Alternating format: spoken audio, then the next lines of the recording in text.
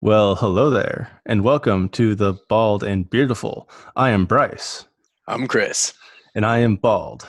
and I'm beautiful.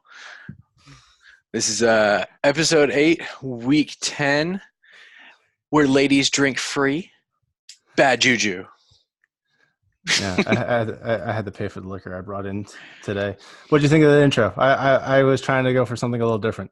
Something a little different. A little different. Sounds like I should watch my drink. Too late. Anyway,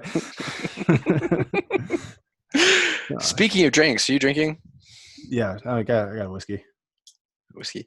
I decided to do a loaded whiskey, little topper with that, little float Going away to from the traditional roofie colada. roofie colada. No, that's your specialty. Uh, Oh man. All right. So we're talking. Let's just hop into the week 9 recap. Um, I would say it's a very glasses half full week for me. Wouldn't you say? for you, sure. I'm picking up on your homeless guy picks. Homeless guy picks. Don't talk about OJ like that. Man, Uh, it was rough to watch these games. There was like a little bit of hope at the beginning, and it just all stumbled downhill from there.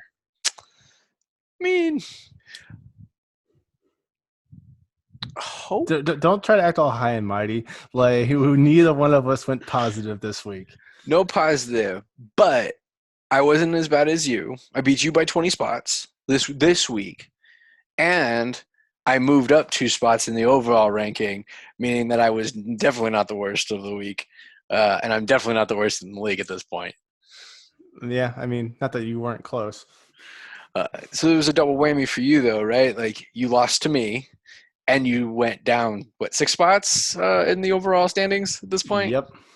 So Oh, I was positive in points for the season, and now I'm negative for points. I mean, when you get that close to the line, it can happen. But I really just didn't want to go negative in points in the overall. I'm trying, man. There's just forces at work that just don't want to play nice. Yep. Oh man, Well, it's maybe now that the cursed Halloween week is over, we'll do a little better.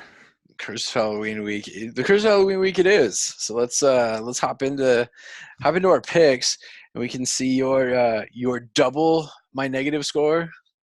Yeah, easily doubled. Negative 35 or 30.5 for bogey golf. I mean, trying to give myself some extra points there, or take away extra points, going negative and positive, and negative 14.5 for two girlies, one cup. Uh, where do we even start for this? Yeah, funny enough, it looks like our one similar pick. No, we had two similar. Oh, we had three similar picks, and only one of them was good. That was my only good one, actually. Carolina versus Tennessee. They beat the cover. They got a 6.5 as a whole. Um, my only good game of the week. I think I'm good. We can move on from there. Well, I want to point out I did end up making that change, and when we recorded last week's episode, I had the Indy Pittsburgh game we initially picked because the Minnesota Kansas City spread did not come out until well after we recorded the initial episode. So that's actually why I have a better score than I would have had I stuck with uh, had I do, you, stuck with that pick. do you know what you would have ended up with if you had gone with Indy? Uh, was Negative it 3. okay? You So would you would have had negative 3 if you would have stuck with that pick because you would have been going up against my team. Winner, winner.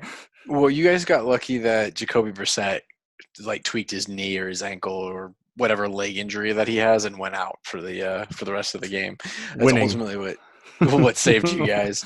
But Hashtag winning.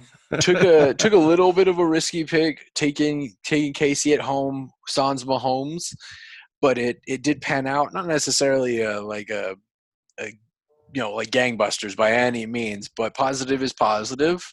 I made a positive pick in that particular manner.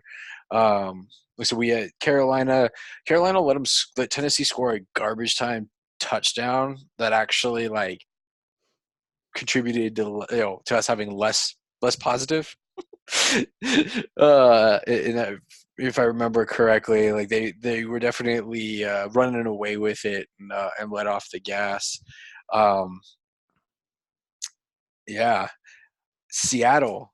I don't like Seattle's killing me, man. Like they technically covered for nothing. Like it's neutral. Like they covered the exact amount that they needed so that I didn't end up with negative points. Yeah.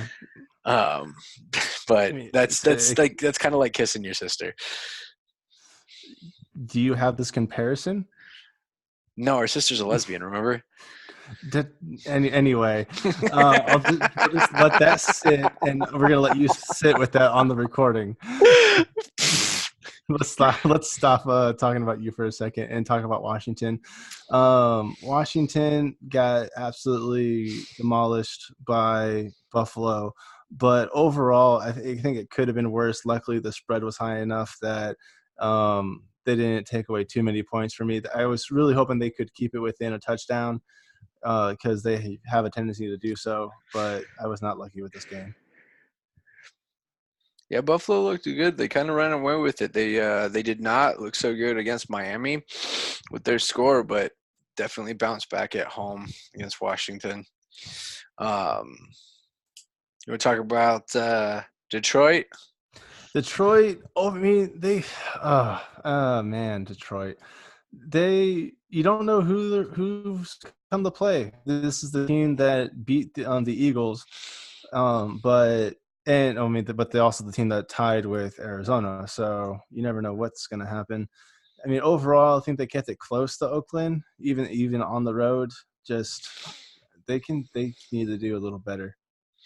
I mean, I think Kerryon Johnson missing from the lineup is really huge for them. He makes a difference. He can run and catch passes out of the backfield.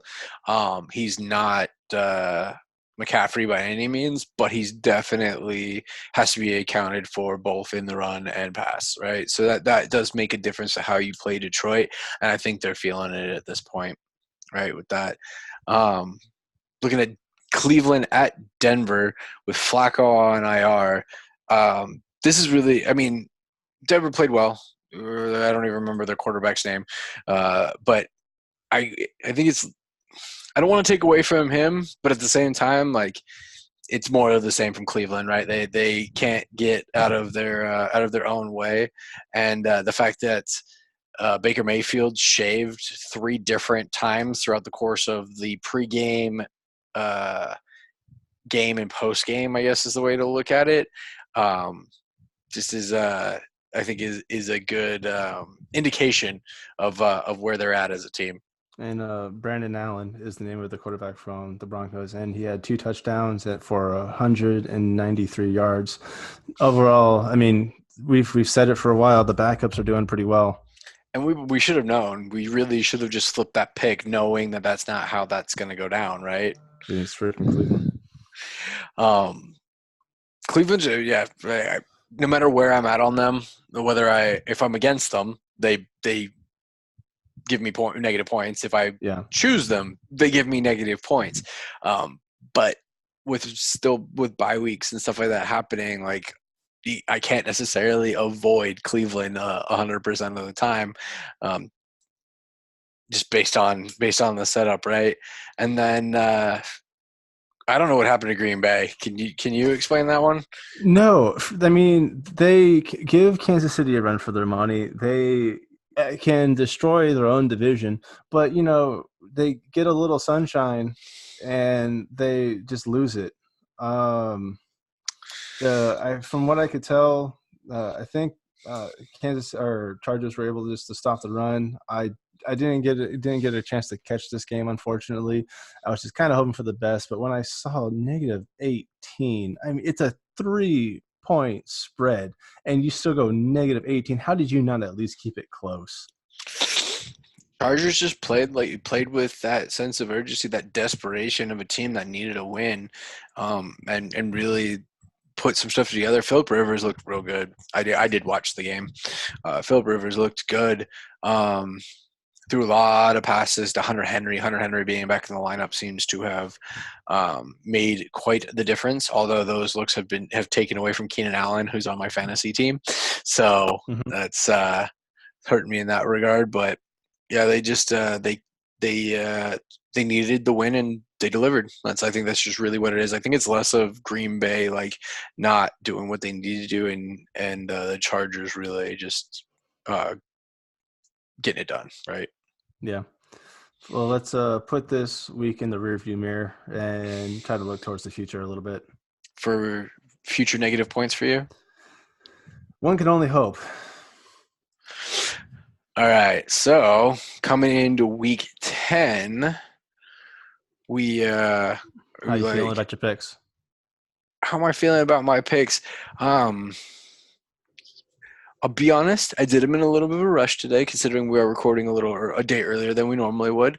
Yeah, no, we are literally recording the day these picks came out, and probably have like an hour or two to actually make these picks before we have to, put them on this podcast, and then we have to just hope that nothing happens to a major player on these teams.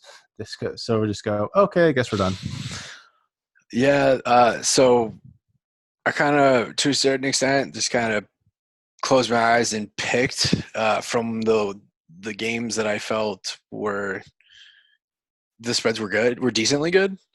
Anyway, from there, but it's if I end up positive this week, I'll completely admit right now it's really just blind luck.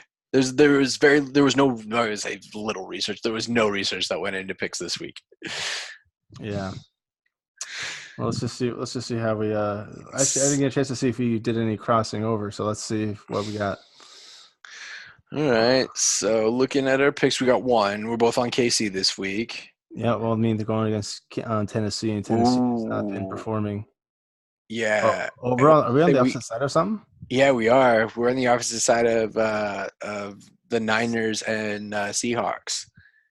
Oh yeah. Okay. So I have a reason for this though. That I made a prediction that 49ers were only going to keep an undefeated streak until after Patriots get their first loss. Since it happened in Baltimore this past week, I just have a weird feeling that San Francisco is going to lose one, and just off a conspiracy theory. That's the only reason I did this. All right. And well, I mean, there's also a lot more to it besides what's his name, the defensive safety that used to be for Seattle, now facing Seattle. Who am I thinking of?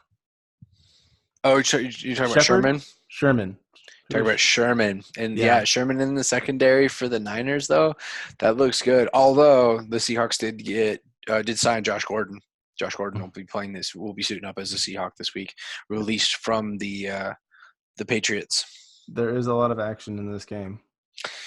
Yeah, KC though, should have Mahomes back this week. Is my understanding and why I went with that particular pick. Regardless, Moore looks really good, and Tennessee's been solid, especially with Tannehill at the helm. I just don't think that they can compete with the deep threat of Tyreek Hill. Nope. You have Travis Kelce, Damian Williams looked real good last week overall. So they have Sammy Watkins is in the lineup. So healthy receiving core, healthy running backs, overall offensive threats all around, right? And as a defensive standpoint, Kansas City just going up against the Vikings put a pretty good stop to Cook. And as far as they didn't let him at least run all over him. So they'll be able to stop Kansas City's run of Henry for sure. At least they should be able to. But who knows? Maybe they'll actually come to play just because we picked against them. All right, you want to jump into your Baltimore at Cincy -10, huh? -10. Cincy, I'm going off of they're still without a win. Baltimore, I don't think is going to let up, especially inside of a division. Cincy without AJ Green still, if I'm not mistaken, they don't, and Tyler Boyd not doing too well. I think Baltimore has the defensive application to stop them. Don't quite know about the running game as far as Ingram or Mixon. Mixon. It was Ingram's on Baltimore. As Mixon's concerned, but as far as I know, he hasn't been performing to par. And Baltimore's got so many threats when it comes to offense, as far as wide receivers and running backs, that they can definitely win that by a couple touchdowns. Sure, but you're going against the trend, right? What is the trend? Well, Cincinnati bench Big Red. They're starting a backup this week Oh, against Baltimore at home. oh no. Well, I guess we're gonna find out. Do I continues. suffer the wrath of the trend? The backup quarterbacks, the all feared backup quarterbacks of 2019. Pretty sure you're doing it twice with New Orleans at home. Yeah, I mean New Orleans at home at Atlanta Is Murray sitting? Is Matt Ryan. Oh, Matt Ryan was injured. He was injured last week, and then they went. Well, so a week before last, not this week. Well, if I'm doing doing this week, I'd actually be doing it 3 times because Carolina, they're not playing, or Newton's on IR, I think. Yeah, I don't know. I haven't really paid attention to where he's at. After like our first episode, we're just like, nah, Newton. Well, he hasn't done any. He hasn't come back, and he hasn't been in the news or really gotten any sort of publicity around what's going on with him. I do remember seeing like a flash little clip that there's a chance that based on his injury that he may have to retire, which is really sad. If he does, he's a good player that brings a lot of excitement to the game, and that's a big loss in general to football. With him, if he does have to retire at this point, but isn't Carolina's quarterback another Allen? I don't memorize everybody's, but I swear there's another Allen. Every backup quarterback is named Allen in some manner. Carolina, yep, he is indeed. Kyle Allen. They were Brandon Allen for the Broncos and Kyle Allen for Carolina. And Newton is on IR as far as ESPN fantasy is concerned. The starting quarterback in Buffalo is Josh Allen, right? Yep. There's a lot of Allens. I'm just saying, there's a lot of Allens. Hard to keep them straight. You have to make me look up one more. Oh man. Okay, nope, I was close. Never mind. I'm not even going to mention it. No, you have to mention it now. I forgot the name of the Giants quarterback, and it's Jones. Yeah. Allen Jones? Is it Allen? I was just going to say, is it Allen? No, it's not Allen. It's Daniel Jones. Oh. All right. So, so I don't know if Matt Ryan's going to be back. To that, is Matt Ryan back supposed to be in the lineup for Atlanta? He's questionable. He's questionable. Okay. I wish freaking Trubisky was questionable. That dude is messing up my entire plan with Robinson. I don't know. Anyway, where are we at? We talked about Kansas City. We got Baltimore. New Orleans against Atlanta. Both of them coming off a bye. Atlanta, not the Atlanta team that you like to see. I did take a couple of long shots here, or larger spreads in this week, but I do think they have the potential. I was actually thinking between this one and the Colts that you have down there against Miami. I think Miami. I'm hoping Miami just had a little momentum and gets a little help, especially with Hilton out. Yeah. Talk about that one? Oh yeah. T.Y. Hilton is he still supposed to be out this week? I wasn't sure. As far as I saw, he was still out. Really, honestly, this comes down to a defensive pick for me. I'm choosing Indy's defense versus Miami's offense. Miami's offense is now without Kenyon. They traded Kenyon Drake to the Cardinals, right? Mm-hmm. Walton is now suspended for 4 games. They lost their number 1 receiver in Preston Williams, right? So really, they're going to start. I think his name it's Kalen Balaj. I know his last name is Balaj. I might be mispronouncing his first name, right? Kalen Balaj is gonna, or Balaj. We'll just go with Balaj is starting at running back. Devontae Parker, who is a good receiver, right, is their only real receiving threat, if you will, right? So you know, relatively one-dimensional offense, and even when they did have Walton in the lineup, he didn't do crazy numbers. He did decent numbers, but he was getting multiple. He was getting those like double digit 20, pushing 20 touches per game, right?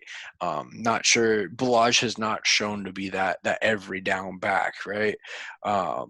And with only one real receiving threat, should be pretty well covered with Devontae Parker. I'm putting my money, if you will, on Indy's defense in that game to keep Miami under control and give their offense, even without T.Y. Hilton, the opportunity to have a short field and be able to score. All right, sounds reasonable. I'm looking forward to Green Bay this week. I know they kind of, I don't know how to say that politely.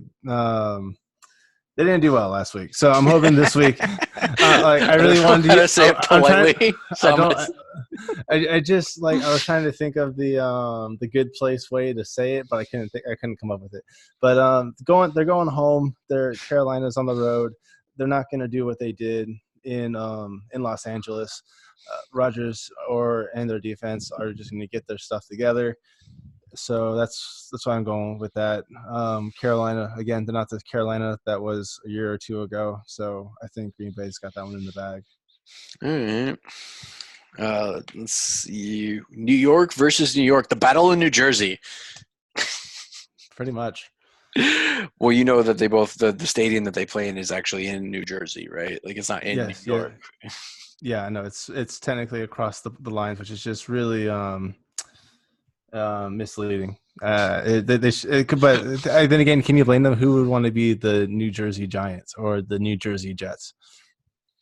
So I mean, there's really no home field advantage in this particular case because they're both technically playing at home. I think by as far as schedule wise, the Jets are considered the home team for coin flip and whatever. But neither of them are traveling. They're both at home. New York, even though they lost to the Cowboys on Monday night, they looked pretty good. They really did, and their defense was playing real well. And New York's the Jets offense. I think they're playing well in the beginning. I think during the second half of that game, they were kind of falling apart. Yeah, I mean, at that point, the Cowboys took control. Really, were grinding on the defense. Taking over time of possession, playing that kind of game, and they're just wore out their defense, right? Mm-hmm. I don't believe that the Jets' offense is as good as the Cowboys. I do understand that for whatever fluke reason, the Jets managed to beat the Cowboys somehow in that game a few weeks ago. But that was their only real showing this season so far. You know what I mean? As far as where they showed that they're competitive, really. Oh, I gotta call out the fact that we were talking about the Miami Jets game last week, and what I say, didn't I say that if Miami's going to get a win, it's going to be against the Jets? It may not be this week, but it could be another. But I did say they were going to get the win against the Jets. I did call that. I mean, you had 2 chances to get it though. I had more than 2 chances because I called which team they would get it against. I mean, it could have been another fluke game like Jets versus Cowboys. There's some credit due. Give credit where credit's due. I mean, but it's not like Miami plays Cincinnati, so like you can't be like they play. You know what I mean? Yeah, well, they beat a team that actually won a few games, so it's not like Washington getting their win against Dolphins while they were still winless. That's a good point. Good point. All right, fair enough. Let's see. Oh, this brings it to this is my like I think one of my riskier picks. This week, Arizona at Tampa, right? Right. Long like travel schedule plus bye week for the month of November for Arizona, but with the addition of Kenyon Drake into the lineup, like he's fit in real well and he's been producing. Their performance against the Niners was awesome. I really felt like they very much had a chance to win. Kingsbury and the refs kept the Niners in the game overall, but to only lose by a field goal and just barely, right? Really, I think that's motivation. That bittersweet loss is motivation to carry that into this week and come out on top against Tampa Bay. That's just been in too many shootouts.